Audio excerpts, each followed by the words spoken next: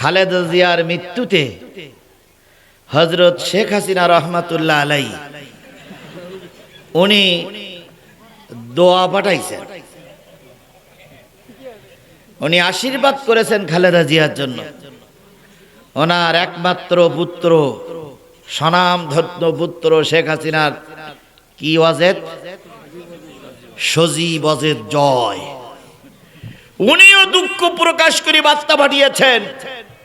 কথায় বলে, বেঁচে থাকতে দেয় না দানা, মরে গিলি দেয় খানা। বেঁচে থাকা অবস্থায় কি নির্যাতন না শেখ হাসিনা খালেদা জিয়ার উপরে করেছিল, একটু চিকিৎসা নিতে দেয়নি। বছরের পর বছর তাকে বন্দী করে রেখেছিল। কথা বলেন ঠিক না ঠিক? এক কাপড়ে সেনার কল্যাণ বাসস্থান থেকে বের করে দিয়েছিল। তার ছেলের দুঃখের দিনে তাকে যেতে দেয়নি। এখন বার্তা পাঠাচ্ছে, বার্তা পাঠাচ্ছেন আপনারা, পাঠান। মরে গেলি মরা লোক নিয়ে রাজনীতি করা ঠিক নয়। তাহলে তিনি কত বড় মাপের একজন মানুষ, তিনবারের প্রধানমন্ত্রী, তারও জন্মস্থান ফেনী জেলার একেবারে একটা প্রত্যন্ত অঞ্চলে, সেখানেও আজকে মাতম চলছে। আজকে নেতারা সবার মুখে একটাই কথা, খালেদা জিয়ার জন্য দোয়া করবেন। খালেদা জিয়া শুধু আপনাদের নয়, তিনি ছিলেন 18 কোটি মানুষের নেত্রী। সুতরাং দোয়া চাবেন কেন? আমরা দোয়া করব, দোয়া করাটা আমাদের জন্য ওয়াজিব। হোক সে এক দলের, হোক আমি আর এক দলেই, কিন্তু সে তো দেশের জন্য কাজ করেছেন। অন্যায়ের কাছে কখনো মাথা নত তিনি করেন নাই। কথা বলেন, কথা বলেন। তার ছেলেও তারেক জিয়া অন্যায়ের কাছে মাথা নত করবে না, এটাই তো আমরা আশা রাখি, নাকি? তাহলে আজকে খালেদা জিয়ার জন্য দোয়া করি, আল্লাহ তুমি তাকে জান্নাতের উচ্চ মাকাম দান করো। দেখেন, আমিরে জামাত ইসলামের রাহবার, আমাদের দেশের মুরব্বী মরার সংবাদ শোনার সাথে সাথেই ছুটে গেছেন। তিনি তার ফেসবুকে লিখেছেন যে আল্লাহ পাক যেন তাকে জান্নাতের উচ্চ মাকাম দান করেন। আমরাও সেই আশা নিয়ে আজকে আসছি। আচ্ছা বলুন তো, খালেদা জিয়া যদি জান্নাতে যায়, আপনার সমস্যা কি? আল্লাহ জান্নাতে জায়গা কম হয়ে যাবে? এই কথা বলেন, কম হয়ে যাবে? তাহলে আমি একটু দোয়া করলে যদি আল্লাহ মাফ করে দেয়, আমার দোয়া করতে সমস্যা কি? সুতরাং আমরা সবাই দোয়া করব ইনশাআল্লাহ। দুপুরে জানা যায় যখন তাকে কবরে রাখা হবে, তার স্বামীর কবরের পাশেই তাকে রাখা হবে। জিয়াউর রহমানের কবরের চারিপাশে কিন্তু মোজাইক করা, কোনো ফাঁকাফুকি নাই, মাটি দেখাই যায় না। শুধু জিয়াউর রহমানের কবরটা যেখানে দেওয়া আছে উপরে একটু মাটি আছে, আর বাকি সব পাকা করা, মোজাইক করা। সেই মোজাইক কেটে আজকে ম্যাডাম খালেদা জিয়ার জন্য কবরের জায়গা খোলা হচ্ছে। আমরা দোয়া করি আল্লাহ পাক ম্যাডামকে জান্নাতের উচ্চ মাকাম দান করুক। ম্যাডাম সারা জীবন ভারতের বিরুদ্ধে লড়েছেন, কখনো ভারতের কাছে মাথা নত করেন নাই। বছরের পরে বছর বন্দী থেকেছেন, কিন্তু শেখ হাসিনার কারে 1 সেকেন্ডের জন্য মাথা নত করিনি। আপনারা বিএনপির মানুষ, আশা করি সেই আপসীন নেত্রীকে কবর দিয়ে আপসীনভাবে দেশ চালানোর জন্য আপনারা চেষ্টা করবেন। আপনাদের সঙ্গে 18 কোটি মানুষ আছে, আমরা আছি, আমরা সবাই আছি। কথা বলেন আমার ভাইয়েরা। তাহলে যে জিনিসটা বোঝাতে চাচ্ছিলাম সেটা হলো, ইয়াজিদের মাথায়ও টুপি, হোসাইনের মাথায়ও। দুইজনের ভিতরে দ্বন্দ্ব কোথায়? দ্বন্দ্ব হলো, হোসাইন বললেন কোরআন দিয়ে দেশ চলবে, আর ইয়াজিদ বললেন কোরআন কোথায় থাকবে? মসজিদে কোরআন থাকবে, মাদ্রাসায়, ওখানে সারা রাত ধরে ধরে তেলাওয়াত করো, কেউ তোমার কিছু বলবে না। কিন্তু সংবিধানের রাষ্ট্রে কোরআনের আইন চালু করা যাবে না। জাতীয় সংসদ চলবে আমার নির্দেশে। হোসাইন বললেন জাতীয় সংসদ চলবে যে আল্লাহর নির্দেশে, মসজিদও চলবে সেই আল্লাহর নির্দেশে। আমরা তো ওই কথাটাই বলি বিপদে পড়ে গেছি। আমরাও বলতেছি মসজিদগুলো যে কোরআন দিয়ে চলে, জাতীয় সংসদটা সেই কোরআন দিয়েই, এই কথা বলেন, সেই কোরআন দিয়েই। একদল মানুষ এবার আমাদের গালিগালাজ করছে, তিরস্কার করছে। ভাইরে, এ কথাটা আমার নয়, এ কথাটাও হোসাইনের কথা, এ কথাটা আল্লাহ রসুলের কথা। এ কথাটা বিশ্ব মানবতার কল্যাণের কথা। এটা শুধু তোমার আমার নয়, এটা সকলের কথা। মেনে নিলে শান্তি, না মেনে নিলে অশান্তি। হুসাইন রাদিয়াল্লাহু তাআলা আনহু বললেন, আমি আর তোমার এলাকায় থাকবো না, এলাকার থেকে চলে যাব। কিছু মানুষ আমার জন্য কুফা নগরীতে অপেক্ষা করতেছে, সেখানে গেলে কিছু মানুষ আমার দলে যোগ দেবে, আমরা কোরআনের আইন দিয়ে সেখানে একটা শান্তি প্রতিষ্ঠা করব।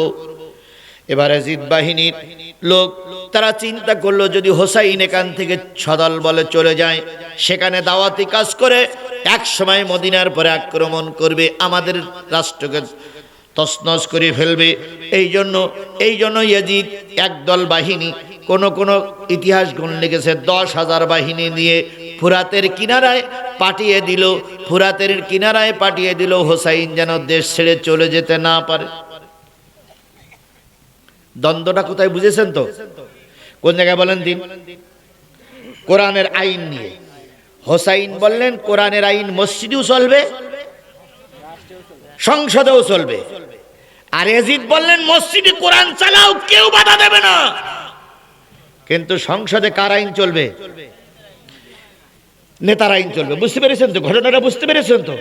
হোসাইনের কথা ছিল সর্বক্ষেত্রে কার আইন চলবে, আর ইয়াজিদের কথা ছিল মসজিদ আল্লাহর ঘর, ওখানে আল্লাহর আইন চালাও, যত পারো কোরআন তেলাওয়াত করো, কিন্তু রাষ্ট্রে কোরআনের আইন চালু করা যাবে না। দুইজনের ভিতরে দ্বন্দ্ব। এক পর্যায়ে হোসাইন ৭৯ জন লোক নিয়ে, 40 জন আর 39 জন, 79 জন লোক নিয়ে, কি বলে, সফর মাসের শেষ দিকে না জিলহজ মাসের শেষ দিকে মদিনার থেকে রওনা দিল কুফা নগরীর উদ্দেশ্যে। ইসরাইল সংবাদ পেল যে হোসাইন দেশ ছেড়ে চলে যাচ্ছে, তিনি কুফায় যেয়ে একটা রাষ্ট্র গঠন করবেন, ইসলামী রাষ্ট্র। ইয়াজিদ বাধা দিল, ফুরাতের কিনারায় যেয়ে কোন দিক যাওয়ার সুযোগ পেল না। সামনে নদী, ডান পাশে কি বলে ইয়াজিদের বাহিনী, পিছনে ইয়াজিদের বাহিনী। হোসাইন 3টে প্রস্তাব দিল যে তোমরা আজকে যারা আমাদের পথ ব্যারিকেড দিচ্ছ, তাদের কাছে আমার 3টে প্রস্তাব। 1 নম্বর প্রস্তাব, আমার এবং আমার পরিবারের লোকজন সবাইকে নিয়ে ইয়াজিদের দরবারে চলো, যা বোঝাপড়া হয় ইয়াজিদের সঙ্গে হবে। 2 নম্বর, যেদিক থেকে এসেছে সেদিকে আমার যেতে দাও। 3 নম্বর, তোমরা ইয়াজিদের দরবারেও নিয়ে যেও না, আমাকেও ফিরে যেতে দিও না, একটা রাস্তা বের করে দাও, সেই রাস্তা দিয়ে আমরা ৭৯ জন লোক চলে যাব। নিশ্চয়ই আল্লাহর দুনিয়ায় কোনো একটা জায়গায় থাকার ব্যবস্থা আমাদের হবে। যদি ব্যবস্থা না হয়, আমরা ফুরাতের কিনারায় মারা যাব, তবু তোমাদের রাষ্ট্রের আমরা কোনো ক্ষতির কারণ হয়ে দাঁড়াবো না। তখন ওই 10,000 বাহিনীর যিনি নেতা ছিলেন, তিনি বললেন, না না না না, তোমাকে কোনো জায়গায় যেতে দেব না, তোমাকে এখন যুদ্ধ করে দুনিয়ার থেকে বিদায় করে দেব। যারা ওই 10,000 ভিতরে যারা আসছে, ওরাও ছিল মুসলমান, ওদের ভিতরে ছিল হাজী সাহেব, নবীজির কিছু কিছু শেষের দিকের কালেমা পড়া সাহাবীও সেই দলের ভিতরে ছিল। হযরত হুসাইন বললেন, আমাদেরকে এই 3টে সত্য মেনে নিতে দাও। ওরা সত্য যখন মেনে নিল না, হুসাইন রাদিয়াল্লাহু তাআলা আনহু তখন যুদ্ধের জন্য প্রস্তুতি নিলেন। 80 জন যুবকের ভিতর থেকে পাঠাইতে শুরু করলেন, যে যায় সে লাশ হয়ে ফিরে আসে। এমন করতে করতে করতে করতে 37 জন লোকের লাশ পড়ে গেছে। তবু ইয়াজিদ বাহিনীর কাছে হোসাইন বাহিনী মাথা নত। শিক্ষা নিয়েন ভাই, মাথা নত। আমাদের দেশের একদল লোক ফতোয়া দেয়, মুসলমানে যুদ্ধ কিসের, এরকম ফতোয়া দেয় না? যে ভাই আজকে এদিকে বলতেছো ও এদিকে আসো, ওদিকে আসো, ওরা সব তো মুসলমান। আমি মনে করি সেই হুজুরির বগলে এখনো চুল উঠিনি, ওই ইসলামের ইতিহাস জানে না। ইয়াজিদ কাফের, এ কথা বিশ্বের কেউ বলে না। ইয়াজিদ কি কাফের নাকি? ইয়াজিদ মুসলমান। হোসাইন কি মুসলমান? মুসলমানের ভিতরে রক্তক্ষয় হলো। সেখানে হোসাইন রাদিয়াল্লাহু তাআলা আনহু মারা গেল। আর তুমি বলো মুসলমানদের ভিতরে যুদ্ধ কিসের? তোমার মতন মুনাফিক মুসলমানদের সঙ্গে খাঁটি মুসলমানের যুদ্ধ কিয়ামত পর্যন্ত চলবে। এরা হলো মুনাফিক মুসলমান, এরা দেশের অশান্তি বাঁধানোর জন্য চেষ্টা করে। কথা বলেন ঠিক নেবে ঠিক? এবার হোসাইন রাদিয়াল্লাহু তাআলা আনহু মরতে মরতে কয়জন মারা গেছে? 37 জন। আর 3 জন পুরুষ আছে, আর বাকি সব নারীরা। হোসাইন এবার যুদ্ধের পোশাক পরে যুদ্ধের ময়দানে যাবে। 10ই মুহররম সকালবেলা তিনি যখন যুদ্ধের পোশাক পরে পর্দার বাইরের থেকে একটু সালাম দিয়ে বললেন, ওগো নারীরা, ওগো আহলে বায়াতের লোকেরা, ওগো নারী সাহাবীরা, ওগো আমার পরিবারের আহলে বায়াতের লোকেরা, আমি যুদ্ধের ময়দানে চললাম, জানি আমি আর ফিরে আসব না। তবে তোমাদের কাছে শেষ নসিহত, যতদিন বেঁচে থাকো কোরআনের পক্ষেই থেকো।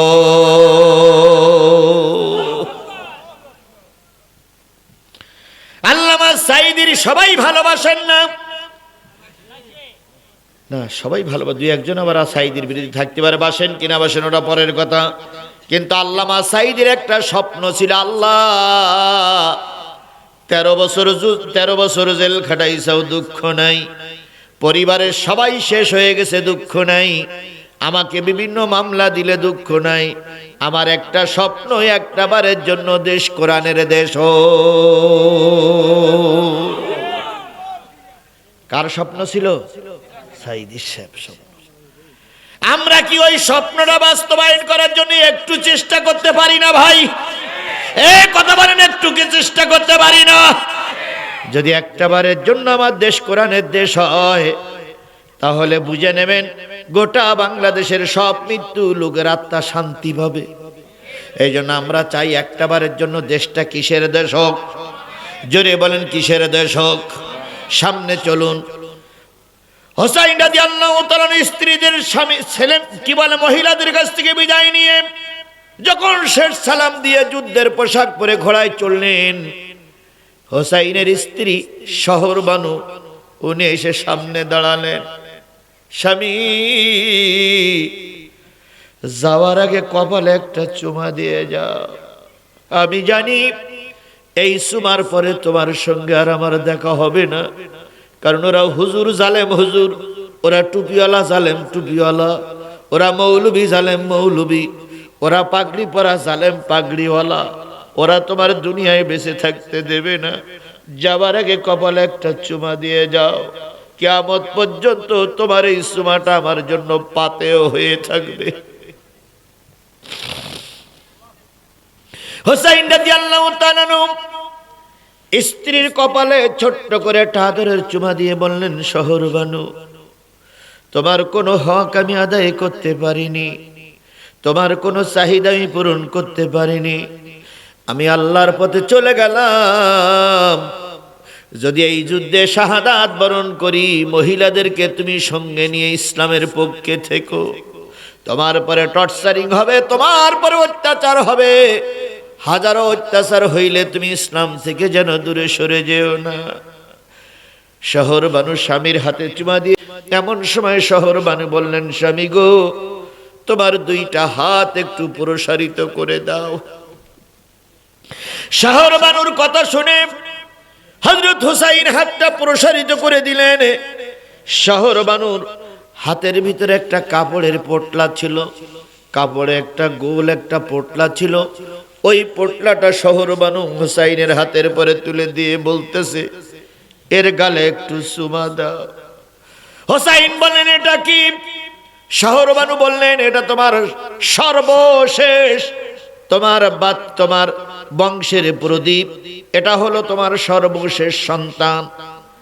হুসাইন বললেন, আমি তো একটু কান্নার শব্দ শুনলাম না। শহরবানু বললেন, কানবে কি করে, আমার স্তনে দুধ নাই, পানি নাই, কিছু খাইতে পারে না, না খাইতে খাইতে মারা যাওয়ার পথে। হুসাইন বাচ্চাটার গলায় চুমা দিলেন, চুমা দিয়ে বললেন, এখন আমার কি করণীয়? এবার হযরত হুসাইন রাদিয়াল্লাহু তাআলা আনহু বললেন, হোসাইন রাদিয়াল্লাহু তাআলা বলেন, আমার এখন কি করণীয়?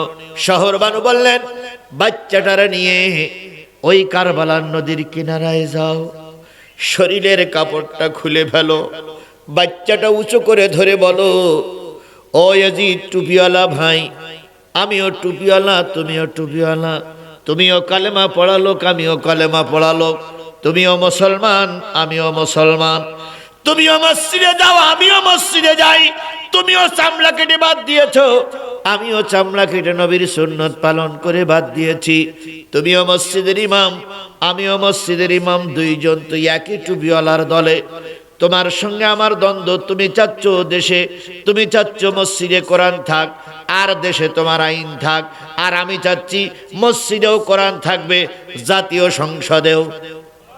এই কথা বলেন না কেন? আমি চাচ্ছি মসজিদেও কোরআন থাকবে, ইউনিয়ন পরিষদেও কোরআন থাকবে, উপজেলায় কোরআন থাকবে, থানায় কোরআন থাকবে, বিশ্ববিদ্যালয়ে কোরআন থাকবে, জাতীয় সংসদে কোরআন থাকবে। আর তুমি বলতেছো জাতীয় সংসদে আমি থাকবো, বিশ্ববিদ্যালয়ে আমি থাকবো, থানায় আমি থাকবো, ইউনিয়ন পরিষদে আমি থাকবো, তুমি মসজিদে কোরআন নিয়ে থাকো, দ্বন্দ্বতা এই জায়গায়। সুতরাং তোমার সঙ্গে আমার দ্বন্দ্ব, তুমিও মুসলমান, আমিও মুসলমান, ছেলেটাও মুসলমান, একটু পানি খেতে দাও ভাই, একটু পানি খেতে দাও ভাই, বাচ্চাটা পানির অভাবে এক্ষুনি মৃত্যু শয্যায় শায়িত হবে, একটু পানি খেতে দাও ভাই, ভাই ভাই ভাই,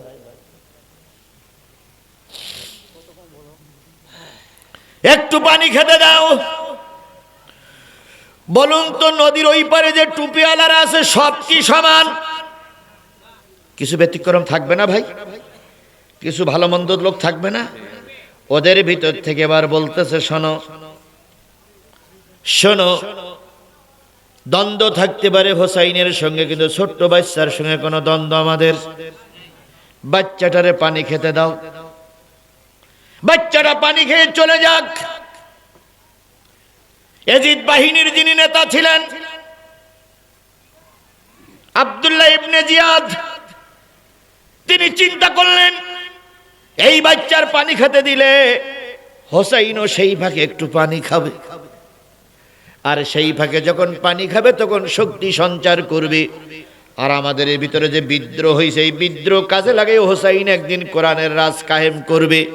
সুতরাং এখন আর ওকে পানি খেতে দেওয়া যাবে না। ওখান থেকে এবার কিভাবে মারা যায়? আব্দুল্লাহ ইবনে জিয়াদ সমস্ত লোকদের বলল, কে সুন্দর তীরন্দাজ আছো, তীর নিক্ষেপ করতে পারো, এখান থেকে তীর মারলে হোসাইনের উঁচু করা সন্তানটার বুকের পরে তীর পড়বে, সুতরাং কে পারো একটু তীরন্দাজ তীর মারো। একজন বেরিয়ে আসলেন, একজন বেরিয়ে আসলেন, তীরের মাথায় বিষ মিশালেন, বিষ মিশ্রিত তীর, বিষ মিশ্রিত তীর ওখান থেকে ছুঁড়ে মারল। হোসাইনের উঁচু করা ছোট্ট বাচ্চাটার বুকের পরে তীর এসে বেঁধে গেল। 3 দিনের ছোট্ট বাচ্চাটা দ্বিখণ্ডিত হয়ে গেল, একদিকে মাথা আর একদিকে 2খানা পা। হোসাইন 2টা অংশ উঁচু করে বলতেছে, না না, ক্ষমতায় যাবার লোভে এদের একটুও মায়া এদের দিলের ভিতরে হলো না। ওই ক্ষমতা টিকাই রাখার জন্য আমার ছোট্ট শিশুটারেরা মেরে দিল, বুকটা রক্তে লাল হয়ে গেল। কাপড়ের ভিতরে 2টা অংশ পেঁচাইয়া সাদা কাপড়ের উপরে চুমা দিয়ে বলে, বাজান রে, আমি তোর এত বড় অসহায় বাবা, তোর মরার সময় আমি কোনোটা উপকার করতে পারলাম না, তুই আমার বিরুদ্ধে আল্লাহর কাছে নালিশ করিস না। রক্তমাখা সন্তানটারে এক জায়গায় করে শহর বানুর কাছে সে বলতেছে, নাও, তোমার সন্তান শেষ পানি পান করেছে, আর কখনো পানির জন্য কাঁদবে না। হযরত হোসাইন ছোট্ট বাচ্চাটারে কাফন দাফন করে কবরস্থ করে একা একা চলে গেলেন এবার ফুরাতের কিনারায়। ফুরাতের কিনারায় যাইয়া যখন দাঁড়ালেন, কেউ তার দিকে তীর নিক্ষেপ করতে চায় না। হাঁটু পর্যন্ত পানির ভিতরে নামলেন, পানি আঁচল ভরে যখন পানি খাইবেন, তখন তিনি চিন্তা করলেন এর ভিতরে আমার কাশেমের রক্তের গন্ধ পাওয়া যায়, 3 মাসের শিশুর রক্তের গন্ধ পাওয়া যায়। না না না, এ পানি আমি পান করতে পারি না। পানিগুলো ফেলে দিলেন। হুসাইন রাদিয়াল্লাহু তাআলা 10ই মুহররম শুক্রবারের দিন ফুরাতের কিনারায় খেজুর গাছের গায়ে হেলান দিয়ে বসে পড়লেন। আব্দুল্লাহ ইবনে জিয়াদের নেতৃত্বে 10,000 বাহিনী নদী পার হয়ে আসলো। হুসাইন রাদিয়াল্লাহু তাআলা অনেক দিন পরে একটু পানি শরীরে ঢুকেছে, ঘুম পড়েছে। এবার কোন জায়গায় তীর নিক্ষেপ করতে পারলো না, চোখ বেয়েতে চোখ বরাবর তীর মারল। হুসাইন লাফায় উঠল, তীরটা বের করলো, সঙ্গে সঙ্গে ডাইন চোখটাও বাহির হয়ে গেল। হুসাইনের তীরের মাথায়, হাতের তীরের মাথায় যখন চোখটা ঝুলতেছে, হুসাইন বললেন না না, ওরা প্রতীক নিয়ে দাঁড়াইছে, ওরাও মুসলমান, আর আমি তোমার কোরআন প্রতিষ্ঠা করতে চাই, আমিও মুসলমান। ক্ষমতার জন্য ওরা আমার মেরে দেয়, ওদের মনে মায়া নেই। আবার বাম চোখে তীর পড়লো, বগলে তীর পড়লো। এভাবে করতে করতে হুসাইন রাদিয়াল্লাহু তাআলা জায়গায় শহীদ হয়ে গেলেন। তবুও ক্ষমতা লোভী জালেম মুসলমানের দিলে একটু মায়া হলো না। আজকেও দেখতেছি ক্ষমতা লোভী জালেমেরা আল্লামা সাঈদীর মেরে দিল, আলেমদের মেরে দিল, শুধু ক্ষমতা টিকাই রাখার জন্য। কথা ঠিক না বে ঠিক? আজও বাংলাদেশে যারাই ক্ষমতার দ্বন্দ্বে জড়িয়ে পড়েছে, তারা কেউ বা কোরআনওয়ালা, কেউ বা টুপিয়া মাথায় দিয়ে কোরআনের বিপক্ষে অবস্থান নিয়েছে। কথা বলেন ঠিক না বে ঠিক? আল্লাহর বিধান হচ্ছে জালেমরা মাপ পাবে না, তারপরে মুনাফিকরা মাপ পাবে না, খাঁটি মুসলমান কোরআনওয়ালারা মাপ পাবে। তাহলে আপনি আমি কি কোরআনওয়ালাদের পক্ষে থাকতে চাই? কোরআনের পক্ষে থাকতে চাই? কিসের পক্ষে থাকতে চাই? জোরে বলেন, কিসের পক্ষে থাকতে চাই? এখন কোরআনের পক্ষে থাকতে গেলে কিন্তু বিপদ আসতে, এই কথা বলেন, বিপদ আসতে। যদি আসে বিপদকে আমরা রহমত মনে করব, তবুও হুসাইনের মতন জীবন দেব, তবুও জালেমদের কাছে মাথা নত করব না। এই হোক আজকের শপথ, এই হোক আজকের কি?